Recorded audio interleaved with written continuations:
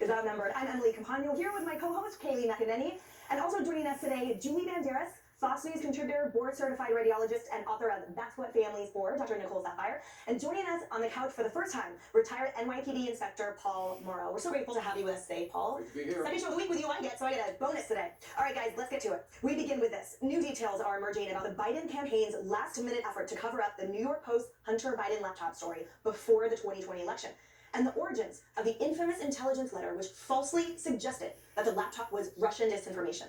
Former CIA Director Mike Morell signed that October 2020 statement along with 50 other former intelligence officials.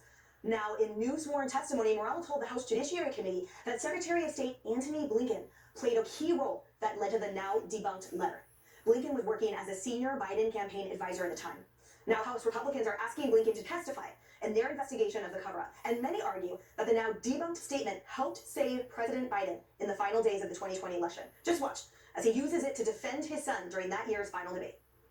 There are 50 former national intelligence folks who said that what he's accusing me of is a Russian plan.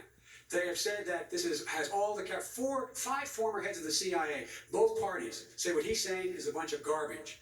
Nobody believes it except his and his good friend Rudy Giuliani. You mean the laptop is now another Russia hoax? That's exactly what. This is going. where he's going.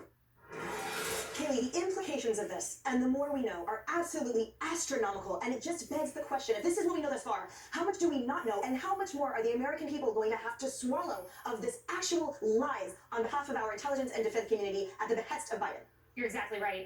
Wow. So if you're a Democrat, guess who your campaign surrogates are? They're not like people you peddle out in the media. They're not influencers, although you get those too if you're a TikTok star in the Biden administration. Your campaign surrogates are intelligence officials. That's what we learned. That Blinken, the guy who goes on to become Secretary of State, is organizing a letter of former intel officials.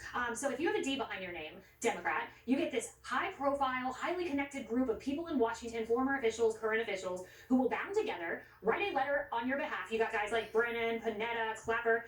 The media will fully buy into the letter, and social media will ban anyone who says otherwise or questions it. If you're a Republican, you don't just not get that treatment. You get a fake dossier made. You get FISA surveillance authorizations and safeguards circumvented and get people spying on your campaign, and you get the media buying it hook, line, and sinker. If you didn't believe there was a deep state, believe it now after this story came out. It's not just a term that's peddled in the deep dark holes of the internet. It is real, and this is proof. That's right. The machinations, Paul, are extraordinary. Yeah, I mean, it's really disappointing. So I did more than half of my career in counterterrorism. So, I know the contours of this sort of thing pretty well.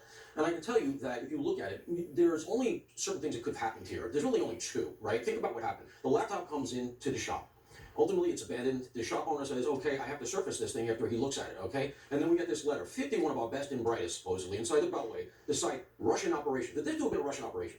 It would have had to have been reached either while Hunter had the laptop or while it was in the shop. Now, you can wash out the latter very, very quickly. I'm sure they scraped this guy, the guy that owns the shop, very hard, and they realized very quickly, this guy's not an asset.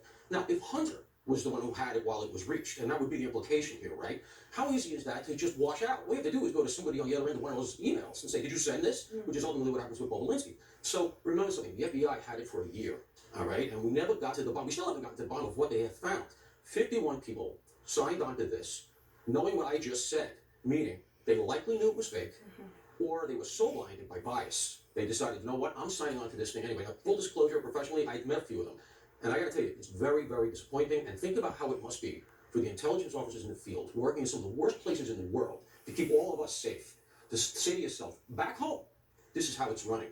That's gotta be really disheartening. Oh, that's absolutely right. Disheartening, especially for those people. And Julie, what everyone keeps focusing on, rightly so, is that credibility aspect. Yes. It's the credibility that their credentials, their reference to national security and their job functions was supposed to automatically have us accept, oh, in that case, it must be true.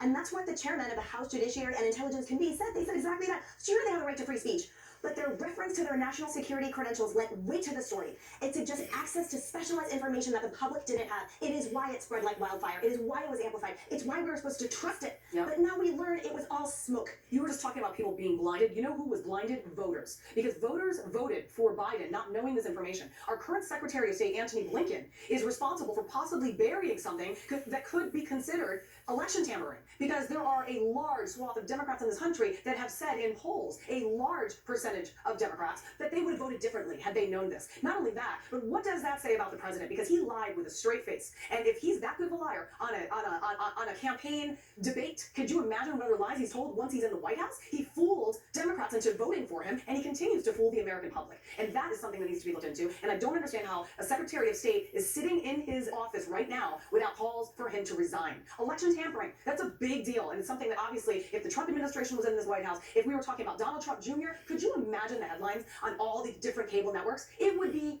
a mass, it would be just a mass kill on the Trump family. Quickly to your point, really quick. I mean, imagine you're on the Biden campaign and you're Blinken and you're the campaign advisor. You're sitting in your office. Most campaigns, I've been on one. You snap into action when a bad story comes out. You call all your media surrogates, guys, this isn't true, and you plead your side of the case. Yep. All he had to do was bring in the Obama intel community, and boom, you have a letter not from campaign surrogates, but 51 intelligence agency former administrative officials. Yes. It is despicable. Yeah, and the IRS whistleblower is not politically affiliated. That's the other thing. Because of course they're going to try to turn this to politics. This has nothing to do with politics. This is a cover-up. Right, and that's why I keep stressing the machinations, Nicole, that it's so much larger and beyond just 6 months of or 1 year of association. This is something that has been in the works for decades, frankly, given Biden's service and tenure, but I think it's difficult for a lot of Americans to understand how deep those roots go, how deep they're intertwined. So all you have to do is call up the intelligence community that is supposed to be objective, above all politics, and snapped into action at the behest of your political win are the best and brightest? It's horrifying. Well, let's take it at face value of what this is. You had a group of buddies come together and put out an opinion piece, and because of their credentials, they said, you just are going to believe us because we have such a low opinion of American intelligence in general.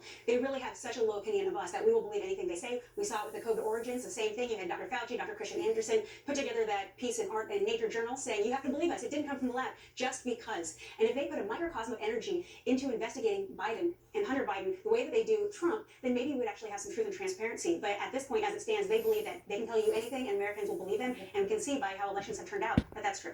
Yeah. I'm continually and consistently disappointed by our intelligence and defense communities now, and the leadership and the trickle down of their focus on woke rather than operations and strength and security, and this just takes the cake. All right, up next. President Biden is reportedly set to announce his re-election campaign next week.